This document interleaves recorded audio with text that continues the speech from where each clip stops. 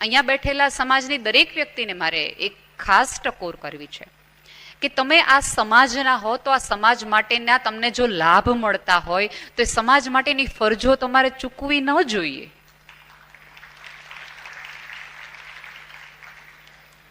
અહીંયા બપોરે જમણવાર થતી વખતે તમારામાંના ઘણા બધા વ્યક્તિઓ એમ કીધું કઈ વ્યવસ્થા છે?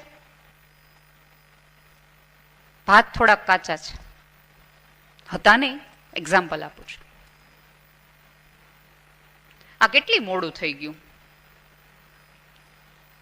પૂછો તો. જે લોકોએ આખી આ આયોજન કર્યું છે ને એમને પૂછો કે કેટલા મહિનાઓથી રાત્રે ઘરે મોડા જાય છે.